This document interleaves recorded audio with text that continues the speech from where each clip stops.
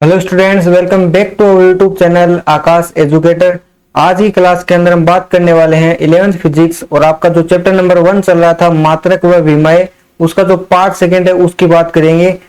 First part है already upload हो चुका है, उसकी पीडीएफ भी है, मैंने अपलोड कर दी है। अगर आपने वीडियो नहीं देखा है तो आप सबसे पहले वो वीडियो देखो, क्योंकि यह वीडियो आपको समझ में नहीं आएगा। तो क्लास को शुरुआत करते हैं। इससे पहले एक बार तो हमारे वीडियो को लाइक कर दे और कोई भी वॉइस के अंदर प्रॉब्लम आती है तो आप कमेंट कर दें। और इस क्लास की जो पीडीएफ आपको टेलीग्राम चैनल आकाश एजुकेटर के ऊपर मिल जाएगी। वीडियो जो पीडीएफ का लिंक आपको डिस्क्रिप्शन के अंदर मैं प्रोवाइड कर दूंगा। पूरी क्लास हमारी हिंदी मीडियम के अंदर होती है, तो किसी भी स्टूडेंट को यह प्रॉब्लम नहीं आएगी। तो अगले पार्ट 2 के अंदर हमने बात करनी है कि भौतिक राशियों की विमाएं क्या होती है, उनकी तो डायमेंशन आपसे कई बार पूछ लेता है। तो लंबाई का मात्रक होता है मीटर, ये तो हमने पिछली क्लास के अंदर बात कर ली थी। लेकिन लंबाई की जो विमा होती है वो होती है एल, और इसको इस प्रकार कोष्टक के अंदर एल लिखकर है वो दर्शाते हैं। समय की होती है वो टाइम सेकंड होती है, और जो इसकी विमा होती है वो होती है टी। देखो इस प्रकार दर्शाते हैं। एक दो बार आप प्रैक्टिस करोगे तो आपको है क्या हो जाएगी, इसका याद हो जाएगा। याद करने की कोई आपको रट्टा मारने की कोई जरूरत नहीं है, एक दो बार प्रैक्टिस करोगे तो हो जाएगा। विद्युत धारा की एम्पियर होती है, तो इसको ए से दर्शाते हैं। ठीक है, ताप का मात्रक टी से नहीं होता, टी तो समय का हो गया है। तो ताप की जो विमा होती है वो होती है केल्विन। केल्विन मात्रक होता है, तो यहां पर के से दर्शाते हैं इसको। ठीक है, बाकी एक बोलता है कि विमा होती क्या है। वैसे तो परिभाषा नहीं पूछता, फिर भी देख लो थोड़ा समझने के लिए कि किसी भौतिक राशि की विमाएं उन घातों को कहते हैं जिन्हें उस राशि को व्यक्त करने के लिए मूल राशियों पर चढ़ाना पड़ता है। तो ये परिभाषा है, कोई नहीं पूछता एग्जाम के अंदर। बस ये परिभाषा से क्या है कि किसी को अभी समझ में नहीं आया शॉर्टकट के अंदर तो वो परिभाषा समझ लो। किसी को क्या है कि डेफिनेशन से समझ में आ जाती है, बुक की लैंग्वेज भी किसी को समझानी पड़ती है, तो इसलिए मैंने परिभाषा लिख कर लेके आया हूं मैं। आयतन की विमा क्या होती है, देखो आयतन होता है मीटर क्यूब होता है, मीटर गुणा मीटर गुणा मीटर। तो लंबाई को 3 बार गुणा करेंगे तब आयतन आता है। तो एक लंबाई का मात्रक क्या होता है, मीटर होता है, और लंबाई की जो विमा उसको L1 से दर्शाते हैं। तो 3 बार हो गई तो L3, इस प्रकार दर्शाते हैं। देखो L3। ठीक है, फिर हम एक सही जो एग्जाम के अंदर पूछ लेगा आपको कि बल की विमा लिखो। बल का मात्रक तो मैंने बता दिया आपको पिछले वीडियो के अंदर। बल की विमा लिखो, वेग की विमा लिखो, कोई भी पूछ लेगा आपसे, तो इसके लिए आपको फॉर्मूला पता होना चाहिए। तो बल को एफ से दर्शाते हैं, ये ठीक बात है। और इसको एम ए, बल का मात्रक क्या वो सूत्र क्या होता है, फॉर्मूला एम ए। देखो इसकी ट्रिक होती है फादर इज इक्वल टू माँ। ठीक है, मदर माँ। तो एम यहाँ पर क्या है, द्रव्यमान है।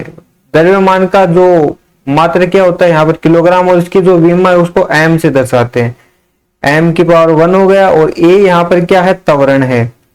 तो ए का जो फॉर्मूला अपने को पता होना चाहिए, ए होता है v अपॉन टी स्क्वायर बोल दो आप, क्योंकि वेग में परिवर्तन बट्टा समय, तो इस प्रकार v मतलब l अपॉन टी आ जाएगा। तो यहाँ पर L1 और t नीचे 2 है, ऊपर लेके आएंगे तो -2 हो जाएगा। इस प्रकार आपकी बल की विमा हो जाएगी। मैं आपको सजेशन करूंगा कि आप अगर कंपटीशन की तैयारी करना चाहते हो आगे, क्योंकि सभी कंपटीशन की करेंगे वैसे भी, तो आप इसको याद ही कर लो, क्योंकि वहां पर निकालने का कोई ज्यादा मतलब नहीं है। क्योंकि 45-40 1 मिनट का टाइम मिलता है एक क्वेश्चन के अंदर ज्यादा। तो यहाँ पर अगर याद रखोगे तब क्या ये टाइम नहीं लगेगा। कई की अपने को याद रहनी चाहिए, जैसे वेग की हो गई, यहाँ पर त्वरण की हो गई, बल की हो गई, इस ये होती है उनकी विमाएं अपने को मुंह जुबानी याद रहनी चाहिए। जैसे बल की होती है m1 L1 T-2, इस प्रकार। v वेग है यहाँ पर। ठीक है, तो वेग की क्या होती है, वेग होता है L अपॉन टी, तो L1 और T-1। ठीक है, a क्या होता है, देखो m0। m भी अपने को दर्शाना पड़ेगा, नहीं दर्शाते तब भी कोई प्रॉब्लम नहीं है, फिर भी दर्शा देंगे तब सही रहेगा।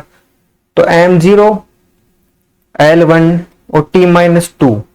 ठीक है, अब बात करेंगे समीकरणों की विमीय संगति की जांच। समीकरणों की विमीय संगति की क्या जांच है, ये देख लो। आपको क्या है, देखो एक एग्जांपल लिया मैंने, आपकी ही बुक का एग्जांपल है, एनसीईआरटी बुक हम कवर करते हैं यहाँ पर। तो एग्जांपल है 1.3, पेज नंबर तो पता नहीं है कहां पर है, लेकिन 1.3 का एग्जांपल है ये दे रखा है कि हाफ एम वी स्क्वायर बराबर एम जी एच। इसको अपने को प्रूफ करना है कि जो 1/2 एम वी स्क्वायर है वो एम जी एच के बराबर होता है। ठीक है, तो इसको प्रूफ करने के लिए हम पहले तो लेफ्ट साइड लेंगे और यहाँ पर m क्या है मैं फिर से बता देता हूँ। m द्रव्यमान है, v वेग है, h ऊंचाई है और g क्या है, गुरुत्वीय त्वरण है। एक प्रकार का त्वरण ही होता है ये। बस गुरुत्वीय त्वरण का मान मतलब फिक्स होता है 9.8 मीटर प्रति सेकंड स्क्वायर। ठीक है, तो ये होता है गुरुत्वीय त्वरण का मान फिक्स होता है। तो पहले हम LHS साइड लेंगे, यहाँ पर लेफ्ट साइड लेंगे तो इसके अंदर हाफ एम वी स्क्वायर ऐसा कैसा लिख लिया। अब 1/2 है, इसकी कोई बीमा नहीं होती। गणित के जो भी मान होते हैं 2 हो गया, पाई हो गया, 1/2 माइनस के अंदर कोई भी है, इनकी कोई बीमा नहीं होती है।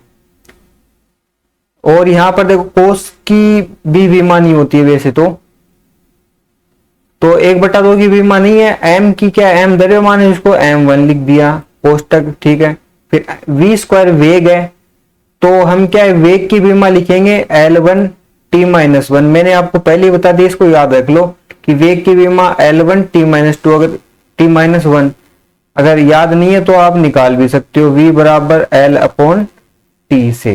ठीक है, L1 और t-1 स्क्वायर लगाने, स्क्वायर लगा दिया। अब इसको सोल्व करेंगे तो m1 ऐसा कैसा आ जाएगा और L2 हो जाएगा, t-2 हो जाएगा। तो ये तो हो गया लेफ्ट साइड का।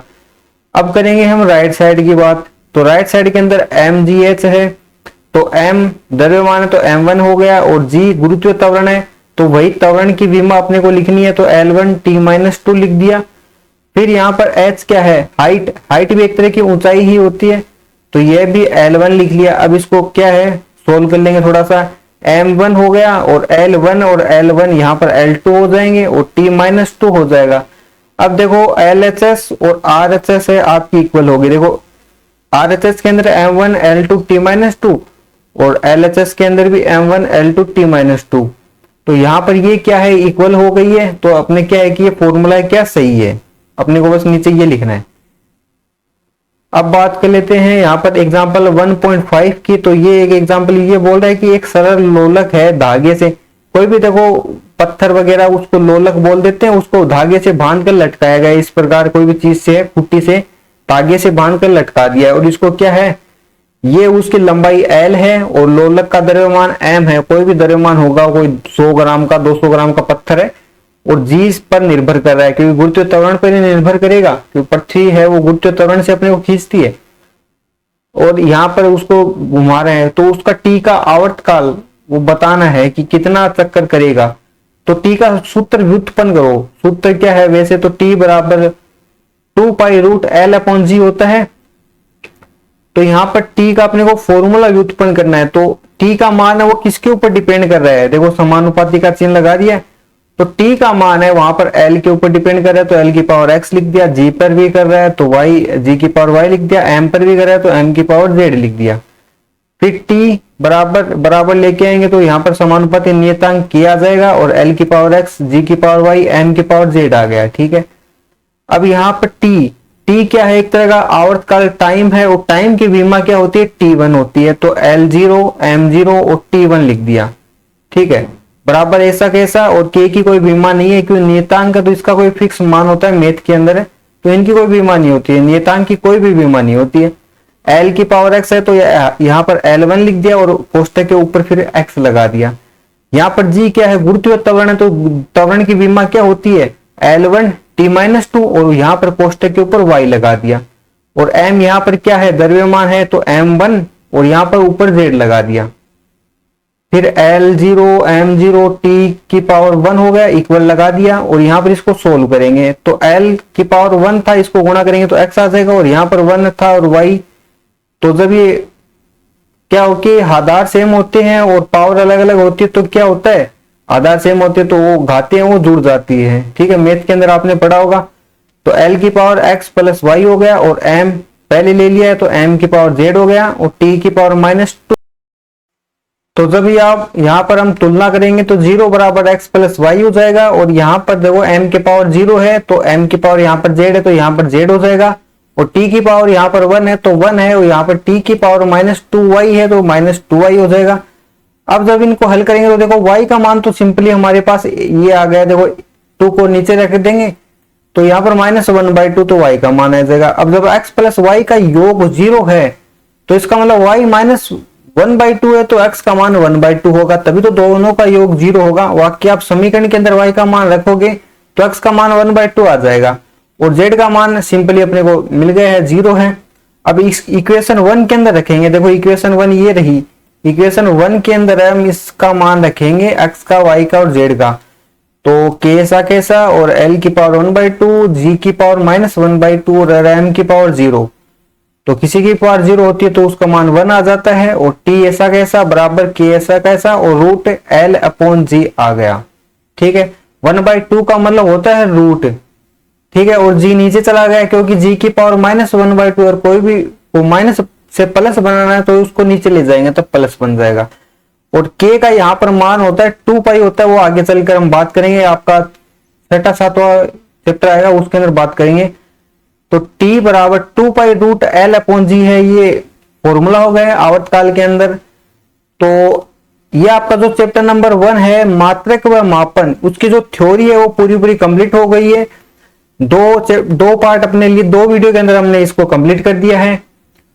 अब आपका बचा हुआ एक तो जो आपके एनसीईआरटी बुक है इसके अंदर है जो एग्जाम्पल है उनकी और लास्ट के जो क्वेश्चन बचते हैं उनका, बस एक क्वेश्चन का और बाकी बचा हुआ है वो हम नेक्स्ट वीडियो के अंदर कर लेंगे। एक दिन तो हम एग्जाम्पल को कर देंगे या फिर एक ही दिन के अंदर एग्जाम्पल और क्वेश्चन वो कर देंगे। तो आई होप आपको वीडियो अच्छा लगा होगा। इसकी पीडीएफ आपको टेलीग्राम के ऊपर मिल जाएगी, लिंक मैं वीडियो के डिस्क्रिप्शन के अंदर आपको दे दूंगा। जाने से पहले अगर आपको वीडियो थोड़ा बहुत भी हेल्पफुल लगा तो इसको लाइक कर दें और चैनल को हमारे को सब्सक्राइब कर ले ताकि जो नेक्स्ट वीडियो है क्वेश्चन के वीडियो चैप्टर नंबर 2 का वीडियो वो आप तक आसानी से मिल सके। मिलते हैं नेक्स्ट वीडियो के अंदर।